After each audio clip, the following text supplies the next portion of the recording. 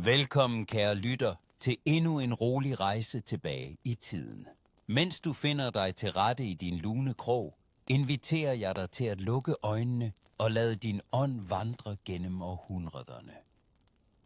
I aften vil vi sammen udforske en verden, der er så anderledes end vores egen, men som stadig rummer tidløse sandheder om den menneskelige erfaring. Denne historiske fortælling er skabt for at give dig et øjebliks ro i en travl hverdag. En mulighed for at slappe af, lade tankerne flyde og måske endda glide blidt ind i søvnens rige, mens vi udforsker fortidens fascinerende landskaber. Jeg bliver altid så glad for at høre, hvor i verden I lytter fra.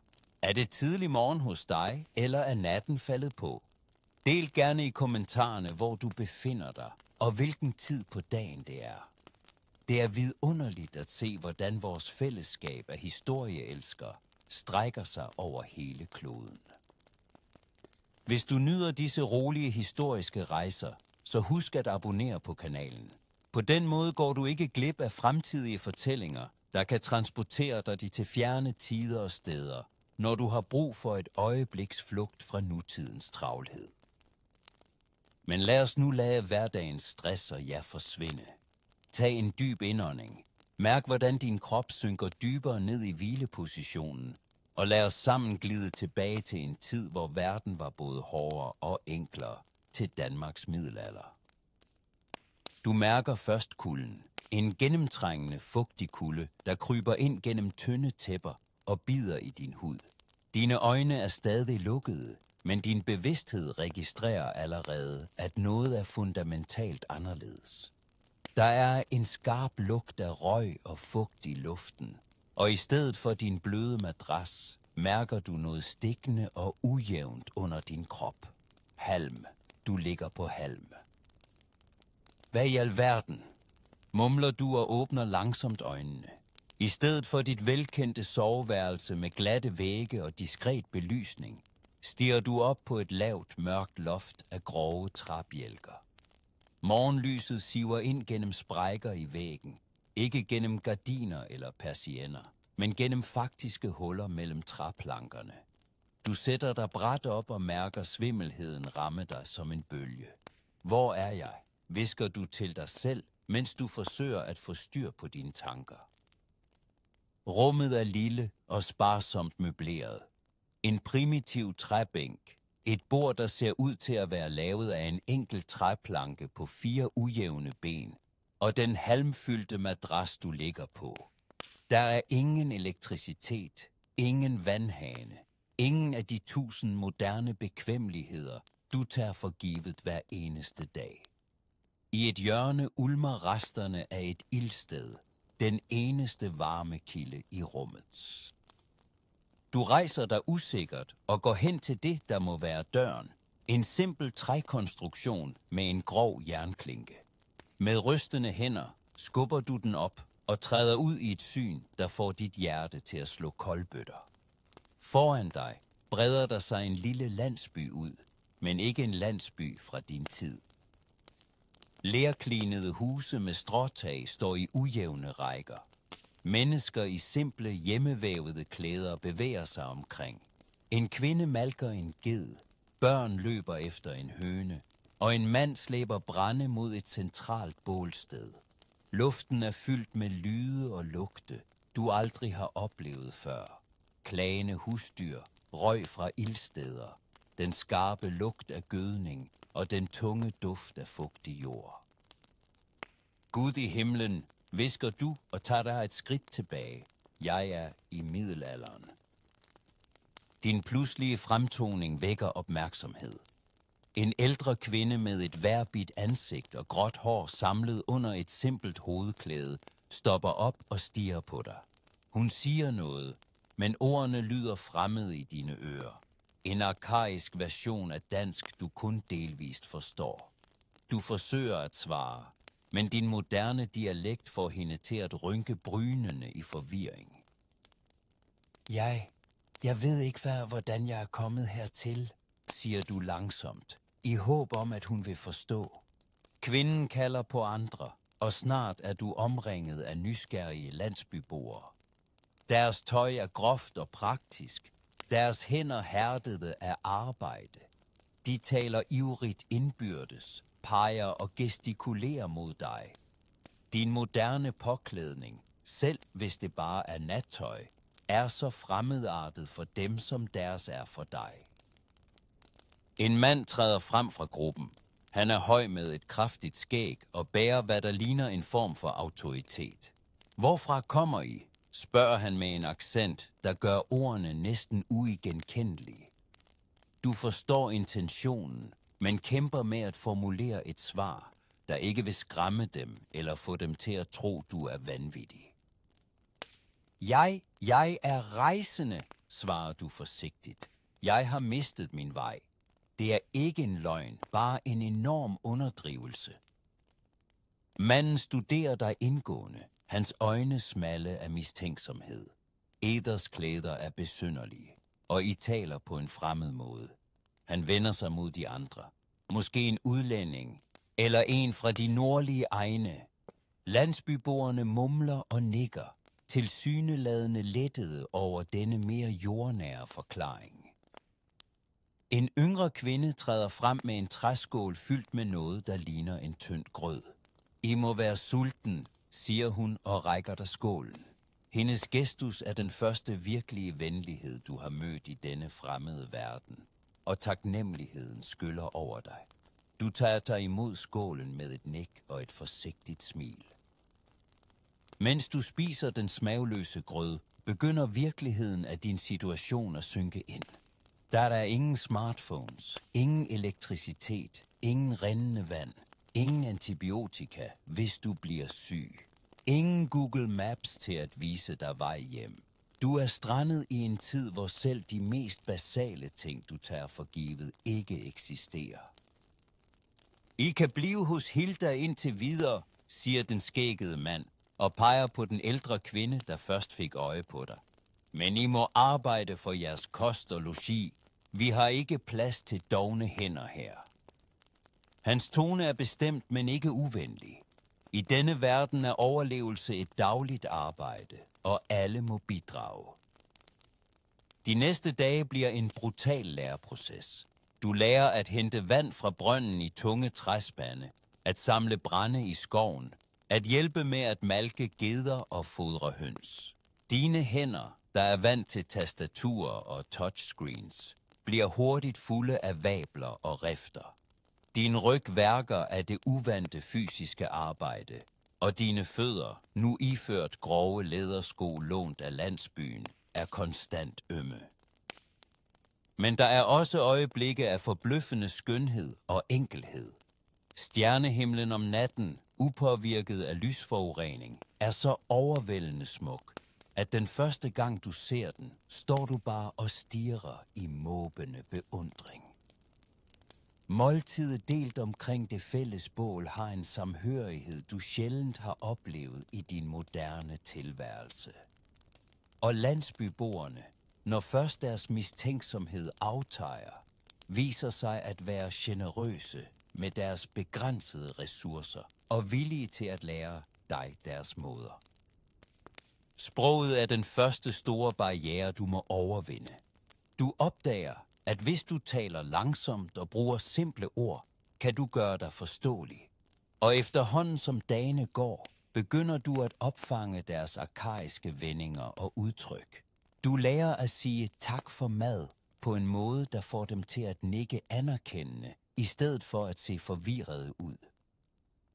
En aften, mens du sidder ved ildstedet i Hildas hytte og hjælper hende med at spinde uld, en færdighed du aldrig havde troet, du skulle lære, spørger hun dig direkte, hvorfra kommer I virkelig? Hendes øjne er kloge og gennemborende, og du indser, at hun ikke har accepteret den vage forklaring, du gav landsbyen. Du tøver, usikker på, hvad du skal sige. Sandheden ville lyde som vanvid, men noget ved denne ældre kvindes rolige værdighed får dig til at ønske at være ærlig. Jeg kommer fra en verden meget anderledes end denne, siger du forsigtigt. En verden med magi og vidunder, I ikke ville tro på. Hilda nikker langsomt, Hendes hænder fortsætter uafbrudt deres arbejde med ulden. Jeg har hørt historier, siger hun stille, om folk, der vandrer mellem verdener. De gamle sagde, at sådanne ting kunne ske ved særlige tider, på særlige steder. Hun ser på dig med et blik, der rummer både visdom og accept. Uanset hvorfra I kommer, er I her nu, og I må lære at leve, som vi gør. Hendes ord rammer dig med en mærkelig blanding af trøst og vemod.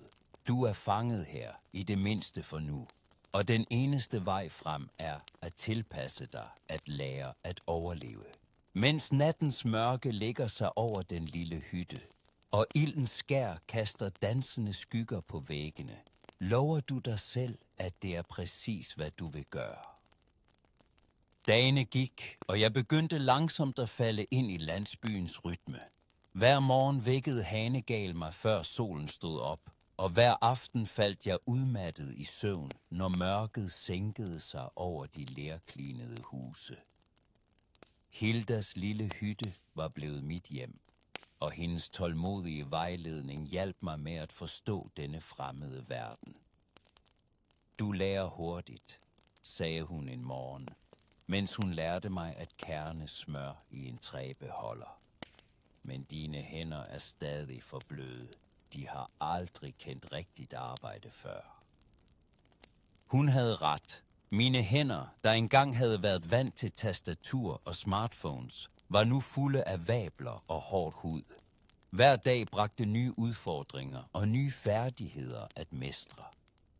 Jeg lærte at hjælpe med at pløje markerne sammen med Torben, en stærk bonde med hverbit ansigt, der sjældent talte, men nikkede anerkendende, når jeg gjorde noget rigtigt.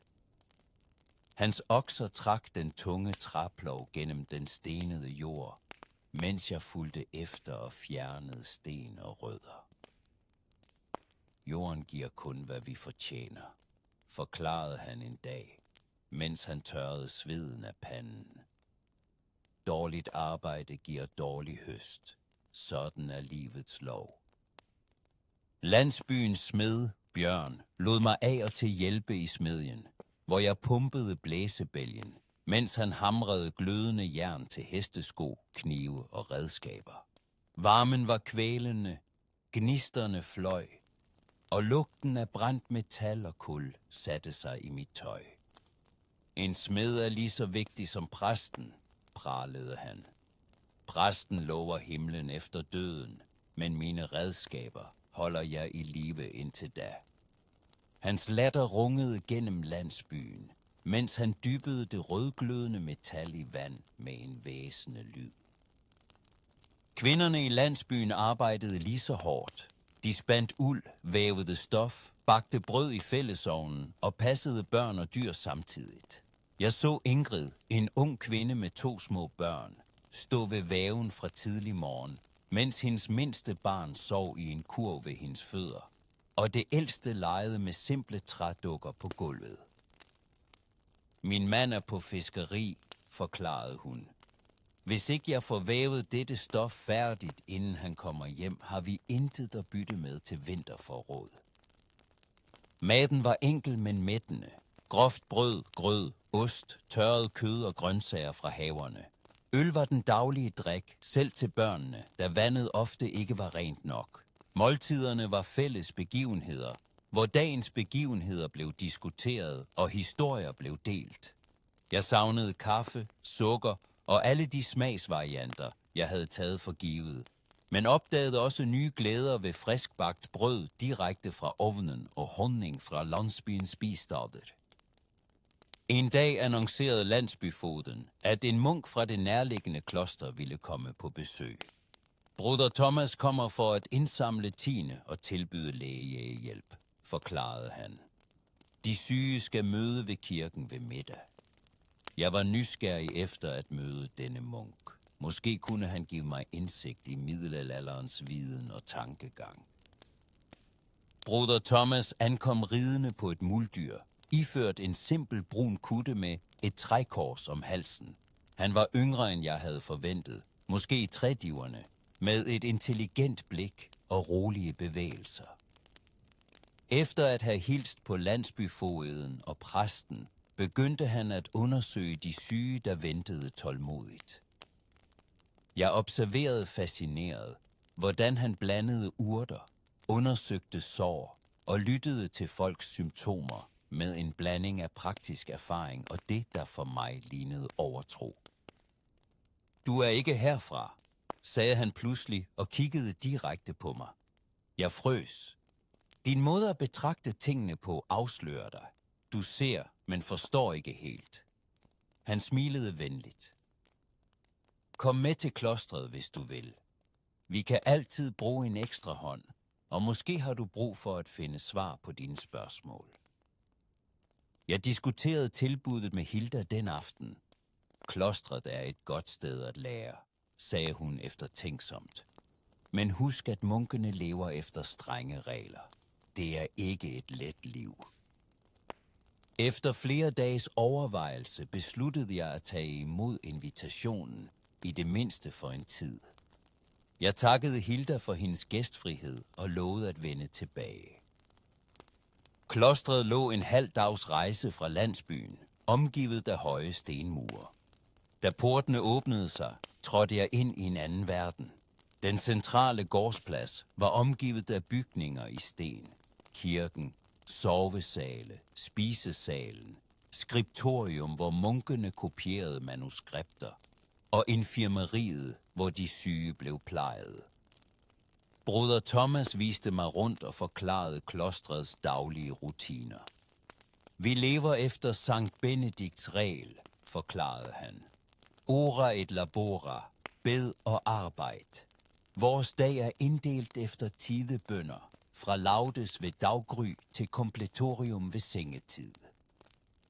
Livet i klostret var struktureret og disciplineret. Jeg blev tildelt simple opgaver. At hjælpe i haven, vaske tøj, assistere i køkkenet.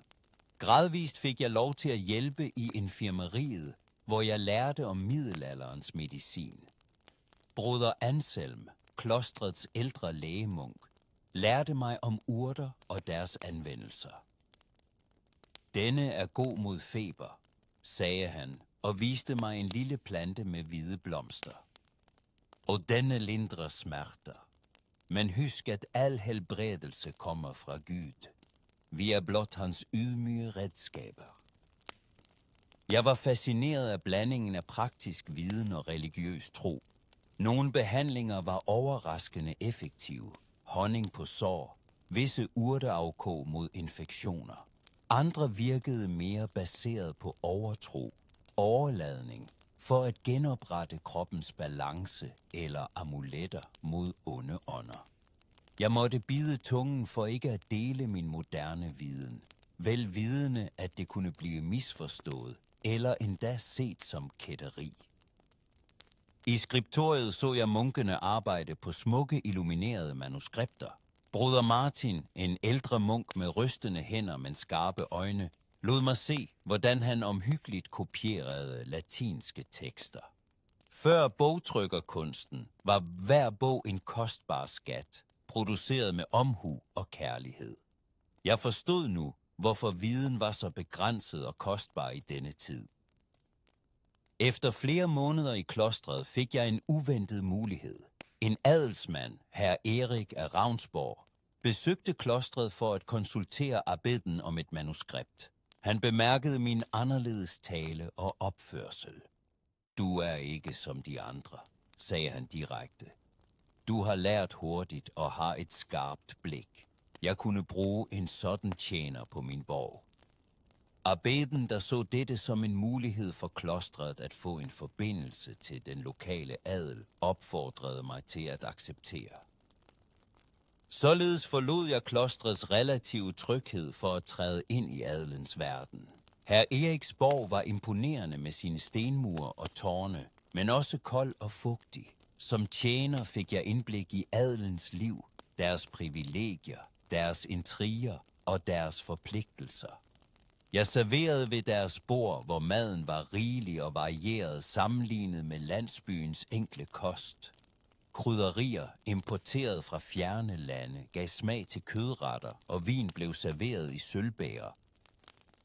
Jeg begyndte snart at indse, at min moderne viden kunne være både en gave og en forbandelse i denne middelalderverden. En eftermiddag, da jeg hjalp i borgens køkken, bemærkede jeg, hvordan kokken kæmpede med at bevare maden frisk.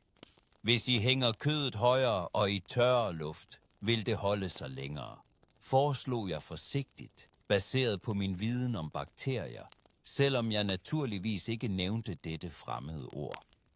Kokken så skeptisk på mig, men efter at have overbevist borgfugeden om at prøve metoden, viste den sig at virke. Snart blev jeg kendt for mine kloge råd og blev oftere konsulteret om praktiske problemer. Men ikke alle mine forsøg på at dele moderne viden var vellykkede. Da jeg foreslog en simpel håndvask med sæbe før måltider og efter toiletbesøg, blev jeg mødt med latter og skepsis. Vand trækker de onde ånder ind i kroppen, forklarede en af tjenerne mig alvorligt. Da jeg senere antydede over for borgens læge, at overladning måske ikke var den bedste kur mod feber, så han på mig, som om jeg havde foreslået kætteri. Vil du modsige Hippokrates og Galen? Spurgte han forarvet. Jeg lærte hurtigt, at nogle idéer var for fremmede og truende mod den etablerede verdensorden. Min farligste misforståelse opstod, da jeg forsøgte at forklare, at jorden kredsede om solen og ikke omvendt. Broder Markus, som var på besøg fra klostret, hørte min forklaring og blev bleg. Pas på med sådanne tanker, hviskede han advarende. Mænd er blevet brændt for mindre. Hans ord var en barsk påmindelse om, at jeg befandt mig i en tid, hvor videnskab og kætteri ofte blev forvekslet, og hvor min viden kunne bringe mig i livsfare. Efterhånden som månederne gik, begyndte jeg at overveje min situation mere grundlæggende. En aften, mens jeg sad alene på min simple seng i tjenerfløjen, slog det mig. Hvad nu, hvis jeg aldrig kunne vende tilbage til min egen tid? Tanken havde strejfet mig før, men nu stod den krystalklart. Jeg havde ingen anelse om, hvordan jeg var kommet hertil, og endnu mindre om, hvordan jeg skulle komme tilbage. Måske var dette mit liv nu. Overraskende nok fyldte denne erkendelse mig ikke med den panik, jeg havde forventet. Næste dag gik jeg en lang tur langs borgens voldgrav og tænkte over, hvad der virkelig betød noget for mig. I min moderne verden havde jeg haft komfort, teknologi og frihed, men også stress, ensomhed og en følelse af meningsløshed, som jeg sjældent havde tid til at konfrontere. Her, trods alle afsavn og farer, havde jeg fundet et fællesskab og en enkelhed, som gav livet en anden dybde.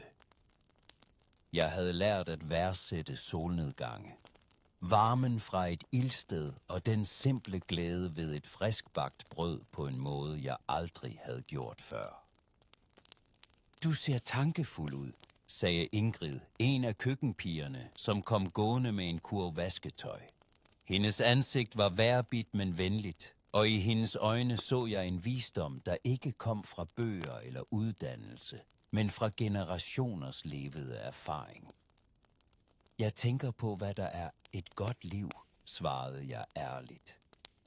Hun smilede. Et godt liv. Det er at have nok mad til vinteren, at se sine børn vokse stærke, og at kende sin plads i Guds orden.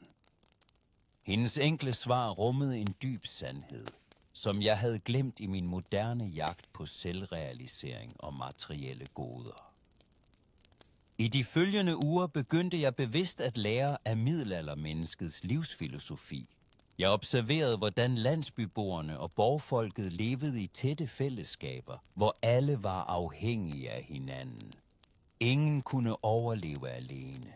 Selv de adelige var bundet til deres bønder gennem gensidige forpligtelser. Dette kontrasterede skarpt med den individualisme, jeg var vokset op med. Her var ensomhed næsten utænkelig. På godt og ondt levede man tæt sammen, delte sorger og glæder og støttede hinanden gennem livets prøvelser.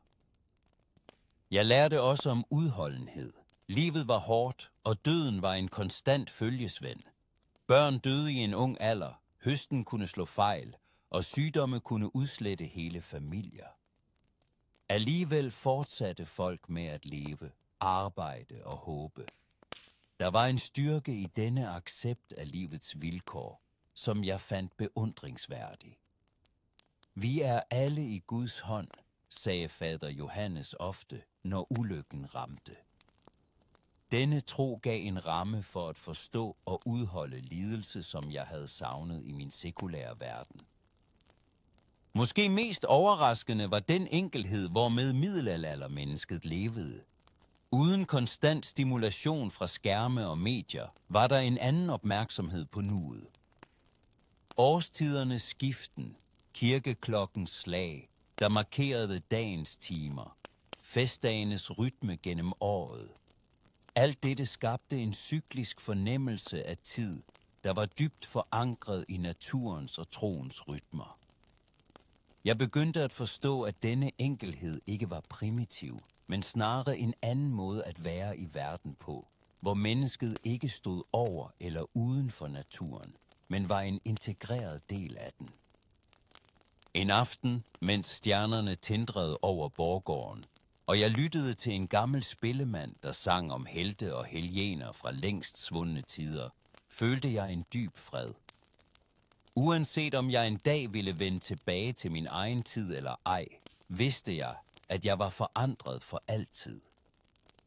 Jeg havde lært, at et meningsfuldt liv ikke handler om, hvad man har, men om, hvordan man lever, i fællesskab med andre, med udholdenhed over for livets prøvelser, og med en ydmyg accept af vores plads i den større orden.